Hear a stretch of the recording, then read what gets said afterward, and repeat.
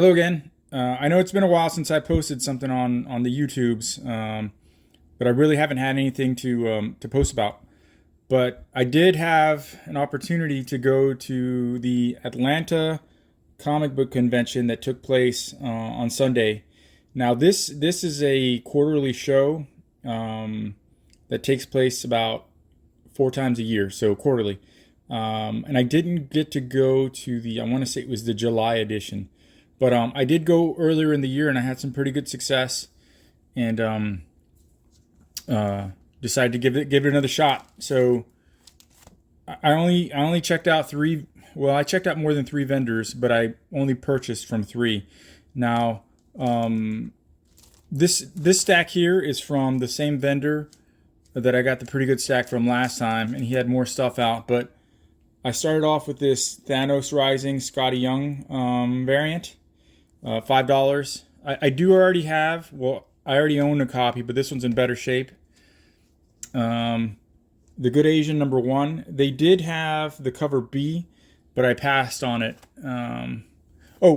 Just backtrack a little bit. My intent was once again to stick to the bargain bins. That's what I always do, and I set a budget of $200 for myself. So what I didn't want to do is getting back to the cover B on this one, I didn't want to just blow everything right away on the first vendor. I went straight to this guy, and so I tried not to go overboard, but I did find these Venom #7s. Now, Venom and Null have cooled quite a bit since the last couple of weeks, but I did find some Venom #7s, which is the first appearance of Dylan Brock. So there was that cover. I didn't realize it until after I looked it up, but this is a store exclusive, $5. And then I picked up a couple. Now, there were more than two of these, but I picked up a couple of this hard to find second print. So, and apologies for the glare. It's a little bit late, but I need the lights on to show these off. But two copies of that book. And these, for some reason, are all in Mylar. There's this really cool issue #8, second print. This is a Flash Thompson. I guess is when they got the idea to kind of bring him back. But this is when we figure out that the symbiote carries the memories. So pretty cool. And then also a Venom 2099 #1. Once again in Mylar. Really dark, so apologies for the glare. And these were all $5 each. And then I scooted over to the $2 bins. A lot of the stuff in the $2 bins was throwaway stuff this time. But I did manage to find the run of Kitty Pryde and Wolverine 1 through 6. These are in pretty decent shape. I would say very fine plus, maybe near mint minus. And a couple spine takes here and there, but still $2 a pop. They were there together, and I picked them all up. And the last two books from this vendor, I spotted this Amazing Spider-Man Skating on Thin Ice. It's a Todd McFarlane cover, $2 a pop. So I snatched them up, thinking they might be worth something, but they're really not. Still a pretty cool cover. And that was from that vendor. Now, this guy actually gave me a deal. Everything was over $50, but he was rounding down, and he's like, "Yeah, just give me 50." I was like, "Cool. Here you go, 50 for you." And he was doing that for a lot of people who were there. So yeah, that was awesome.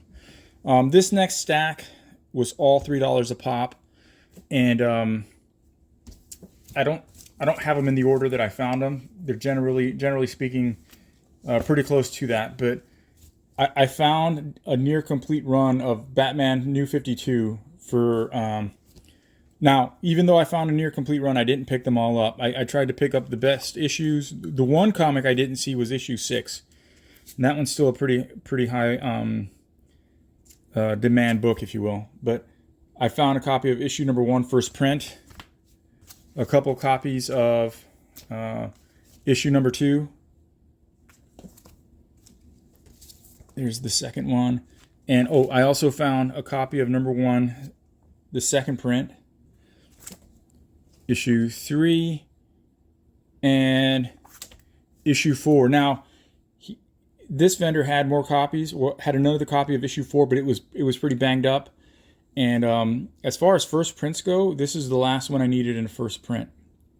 Now, I have enough to bundle some sets now of 1 through 6. So I know if the Court of Owls ever come around, these will become even more sought after.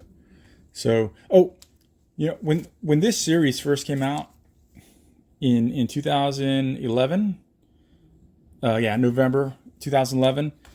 I mean, these things were just on fire. So I was a little bit shocked to just see them there, and for $3 each. Now, here's the other thing. I was not the first one into those bins. There were a lot of other people that had already gone through, and for whatever reason, they left them there. So it was a no-brainer to me to pick them up. Found a copy of X-Men number 11. This Gwenpool, Unbelievable Gwenpool. I think this got hot a couple weeks ago, but $3, picked it up. I found a copy of Shadow Man number 1, the first appearance of Shadow Man. Now, most experienced, I guess, collectors will simply pass by any Valiants, and I normally do as well, unless it's one of the OG, Harbinger, maybe some Rye, Exo, Shadow Man. If I spot these guys out, I'll pick them up if they're dirt cheap. A copy of Wind number 1, first print. World War Hulk number 5. Was it first Scar as a baby? So I picked up this Morbius number 1 sealed. Spirits of Vengeance sealed. And an open Ghost Rider 31, which I needed. I accidentally sold my copy a while back that was in the PC, and it kind of messed up my run. So that'll cover that. And as I mentioned in previous videos, these in sets do pretty well. So if I find them cheap, I'm picking them up, building sets, and then moving them. They pay for themselves and then some. This Samurai Jack number 1 from IDW. And I've become kind of fond of these Darwin Cook landscape variants that he did for the DC titles. He's since passed, but when I spot these for the cheap now, I just pick them up. There's just something about them. It speaks to me, if you will.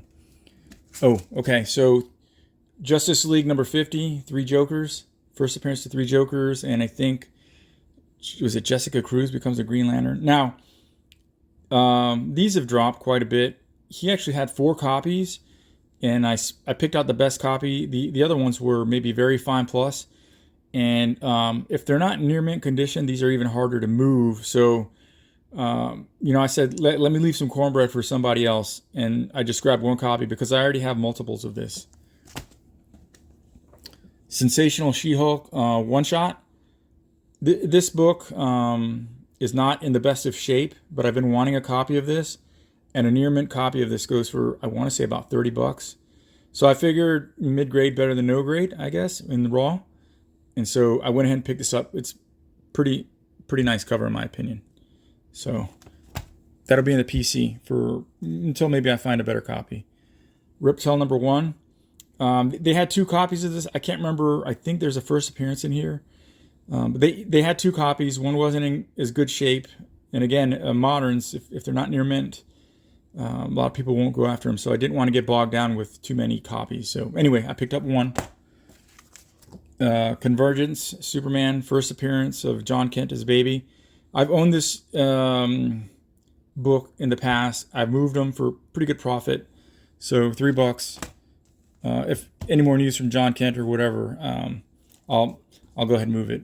Okay, Iron Man 281. Believe it or not, this is actually the very first appearance of the War Machine armor, and it's on a last page cameo. A lot of people go after 282, which I've owned in the past, but the armor actually shows up here in the final page. Okay, She-Hulk, Sensational She-Hulk number 4. This had picked up because of this character. This is her first appearance. The Blonde Phantom, I believe.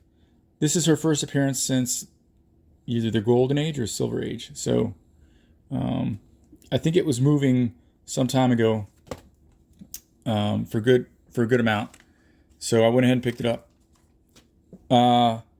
Nottingham number 1, first print. Now I screwed the pooch on this one because they had 1 through 5 first prints and a few other second prints, and I, for some dumb reason, I just grabbed the number 1 and I put the other comics back. And then when I got home, I checked some of the prices as sets, and they go for a good amount. But this is one I missed out on when it very first came out. I want to say it's been 3 years now. So still about a $20 book. And this one appears to be in really, really good shape. So grab that. And then the final book I found from this vendor was this Doom number 1 variant. Never mind the cover price here because it was $3. It's a Simone Bianchi. I think that's how you pronounce his name, but it's supposed to be a 1 in 50, I believe. And so Doom is all the hotness right now. I know the second print of this, the Salvador LaRocca second print, goes for a good amount. But there aren't any. I think there's like maybe a handful, 2 or 3 of this listed, and they want like $80. This one does have a couple of spine ticks. They might be pressable. I'll have to further inspect. But this could be a big book. So that was that from that vendor. And then lastly, I picked up, this seller had in his boxes, $10 boxes, buy one, get one free. So these came out to $5 a pop. And again, I'm going to be building more sets of these Midnight Suns and moving them. But I looked around, and one thing I did notice is that there are, some of these vendors are still stuck in 2020 in terms of their pricing. And I gotta say, it's they were leaving there with their big books. They really weren't moving anything, and most people like me were hunting in the bargain bins. There was one other seller that I was trying to going through his $3 boxes, and he had quite a bit of boxes. I found a couple issues, but and I'm not trying to be mean, but there's some folks out there that need to shower. I mean, it got so bad that I put back what I had and then made a final lap and decided to roll out. And this is 4 hours into the show. But overall, I spent $135. I'll be moving some of this stuff to recoup. But overall, I think it was a success. And their next show is going to be in January. I may or may not be able to attend that one, but there will be a show in Macon around the same time frame in January. So I'll try to hit that one up. But anyway, I know it's been a while. Sorry I haven't posted much, but I wanted to share my pickups, and that's all I got. Thanks for watching. Later.